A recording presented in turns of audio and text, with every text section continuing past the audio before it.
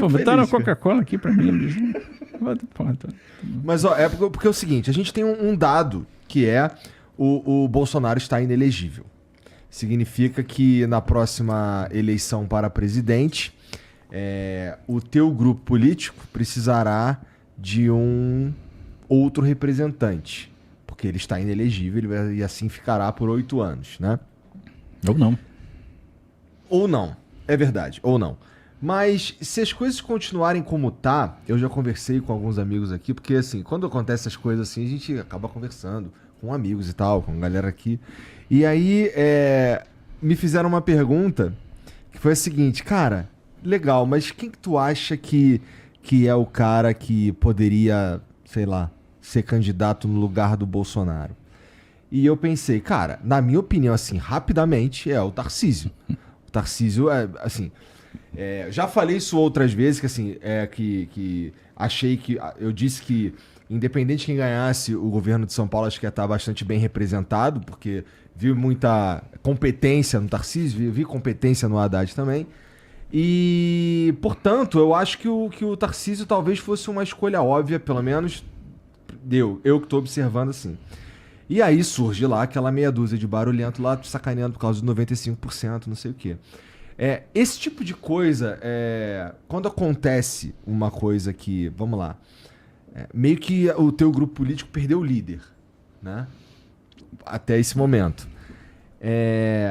Quem que é o próximo cara? Tu já pensou nisso? Que assim, cara, talvez eu seja o próximo cara. Isso mexe contigo? Não. Te dá um Zero. negocinho, quero ser presidente. Zero, nunca mexeu. Primeiro, esse grupo político não perdeu o líder. Esse grupo político continua com o líder, e o líder é o Bolsonaro. Ele formou esse grupo político, o cara teve 58 milhões de votos. Verdade. Né? É um resultado extraordinário. Que pensa o seguinte, o cara que apanhou tal, fez 58 milhões de votos. É um fenômeno. Outro dia, nós fomos para a Grishow, estivemos juntos, né? E ele chegou lá, um negócio impressionante. Impressionante, a geração espontânea de pessoas. Como começa a juntar gente. Eu me senti na campanha de novo, que era aquele mundaréu de gente. Para ver o Bolsonaro, assim, as pessoas têm um amor por ele gigantesco. Agora em Goiânia, outro dia ele esteve lá, juntou gente pra caramba. Assim, ele deve ir com a gente, né, tá previsto, não sei, não tá confirmado ainda, mas no aniversário do Presidente Prudente lá, dia 14 de setembro, tenho certeza que se ele for vai ser um sucesso, vai ser gente aberta, porque as pessoas gostam dele, viram nele autenticidade. Encontraram nele uma direita, que às vezes a sociedade brasileira, em grande medida, é conservadora. É liberal na economia, conservadores nos costumes, mas o pessoal ficava meio envergonhado, tal. Agora não, ele deu voz para essa turma e formou líderes. Então quem lidera esse grupo de direita, quem continua sendo a referência é o Bolsonaro. Elegível ou não elegível, porque a gente não sabe o que vai acontecer depois no futuro. E eu acho que vai ser o candidato da direita, né? Que o pessoal tem essa grande curiosidade, quem vai substituir o Bolsonaro? É o candidato que ele apontar, ou vai ser ele ou o candidato que ele apontar. E é com ele que eu vou. Assim, o caminho que ele apontar é o que a gente vai seguir. Eu realmente não penso nisso, não penso mesmo, por várias razões. Primeiro, eu sou um cara que, em termos de serviço público, poder público, eu estou altamente realizado, porque estou num lugar que eu nunca pensei que ia estar. Pensa bem, o meu pai carregou caixa de sapato no comércio, né? Minha mãe foi empregada doméstica. De repente, hoje eu sou governador do estado de São Paulo. Eu nunca sonhei isso na minha vida.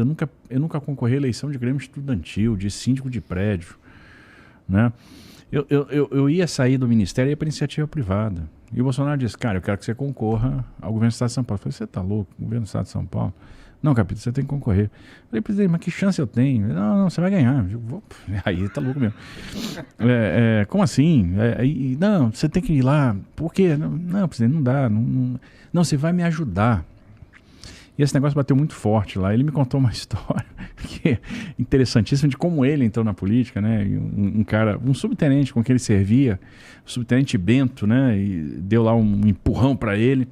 E ele acabou tomando coragem e se candidatou a vereador lá na década de 80, né? 88, eleição 87, sei lá. E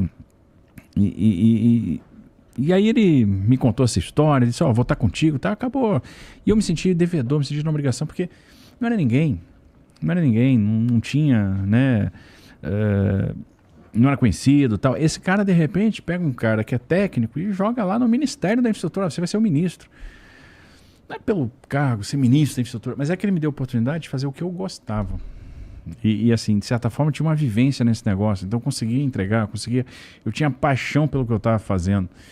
E no final, ele acabou abrindo essa porta para mim, como abriu para outras pessoas. O Bolsonaro foi um grande formador de líderes, um grande formador de lideranças nessa direita. O Bolsonaro elegeu o Rogério Marinho, senador, a Damares, o Jorge Seife, né, me elegeu aqui em São Paulo, o astronauta, Marcos Pontes. Eram pessoas que não teriam chance nas urnas se não fosse o Bolsonaro. E aí, quer dizer, eu tenho que ter um respeito também à população de São Paulo. Por quê? De repente, eu chego aqui, forasteiro, etc., e tem 13 milhões e meio de pessoas, na verdade foi até mais, 14 milhões e meio, porque eu perdi 1 milhão de votos de pessoas que votaram 22 para governador e anularam o voto, inadvertidamente, tudo bem. E aí você pensa assim, pô, dó e perder 1 milhão, mas tudo bem. Que apostaram em mim, que me deram um voto de confiança, chegaram, não, Tarcísio, pô, você parece ser um cara legal e eu tô acreditando que você pode fazer a diferença para mim. O que as pessoas querem? Que a gente faça a diferença. E como é que tá a minha cabeça hoje? Eu penso o seguinte, poxa, eu preciso cumprir minha missão, eu preciso servir, eu preciso deixar um legado aqui, não posso passar em branco. Então eu quero entregar um IDEB melhor. Pô, eu gostaria muito de um dia chegar e dizer, São Paulo hoje é o primeiro lugar no IDEB, nós estamos em sexto. Vou ter que superar lá o Paraná, que não vai ser tarefa fácil, porque os caras estão bem pra caramba. Tem uma coisa muito estruturada lá, que o nosso secretário de Educação estruturou. Que ele pegou o Paraná em sétimo e entregou em primeiro. Eu falei, agora não quero nada diferente disso aqui. Mas superar lá a turma lá não vai ser mole. Eu quero entregar alguns projetos impactantes na área de infraestrutura, que façam a diferença. O trem Intercidades. Se eu leiloar o trem Intercidades no início do ano que vem, ele vai estar operando em 7 anos. É longo prazo. Se eu fizer ano que vem a travessia seca Santos-Guarujá, ela provavelmente vai estar funcionando em 2028. É longo prazo. Cracolândia é um enfrentamento de longo prazo. Que precisa começar. Tudo isso, né? Você precisa dar o primeiro passo, você precisa começar. Mas assim, eu estou extremamente motivado a fazer a diferença. E aí o plano todo é de longo prazo. Eu estou pensando no longo prazo. Universalização do saneamento, 2029. Né, dando tudo certo que a gente está planejando com o Sabesp, etc. E aí a gente vai ter Tietê limpo, a gente vai ver aquela Henry Bord gerando energia de novo, a gente vai ter Guarapiranga, Bines, né, ficando limpas, a gente vai ter navegação no Rio, a gente vai ter flutuante, né, com exploração comercial. Aliás, isso já vai ter, tá? Breve, no Pinheiros. Então a gente vai ter business, vai ter negócio. Então isso é muito bonito. Você poder fazer... Pô, eu quero tirar a gente da palafita e botar em moradia e construir casa rápida como a gente está construindo lá em São Sebastião. Eu quero... Pô, eu dizia na campanha, a gente tem que ser ousado na questão da habitação. Nos últimos 4 anos, o pessoal produziu 11 mil unidades de habitação de interesse social. Eu disse, pô, eu quero fazer mais de 200 mil. O pessoal é louco. Isso aí é impossível, muito ousado, você acha que dá? Já estamos com 100 mil em produção. E estamos com 8 meses. Estamos correndo, estamos pisando no acelerador. Então, e você quando entrega habitação, puxa, a vida é uma alegria do caramba. Você entrega uma obra, é bacana, né? Então, meu foco é São Paulo. E não é para o pessoal, você está falando isso para desviar a atenção, para não ficar no alvo, para o cara não atirar em você. Não. Estou muito comprometido com o Estado, quero fazer a diferença aqui, não tenho interesse nenhum, ambição nenhuma em concorrer a nada diferente, eu não preciso ser candidato à presidência, não serei, e vou apoiar quem o Bolsonaro apoiar, porque pô, o Bolsonaro é um cara que foi importante na minha vida, um cara que estendeu a mão, um cara que eu tenho apreço, um cara que virou um amigo, que eu ouço. Isso não quer dizer que eu vou concordar sempre com ele, não, mas até minha forma de discordar é uma forma respeitosa. Né? Eu não discordo e vou pro Twitter. Não. Eu falo para ele, pô, presidente, pô, isso aqui e tal. Como eu fazia como ministro, continuo fazendo agora. Chamo, claro, ele vai ser presidente sempre. Né? Teve lá na presidência, então o tratamento é de presidente. Isso é comum, tá? Isso não tem nada de mal, não. Isso aí é para todo mundo.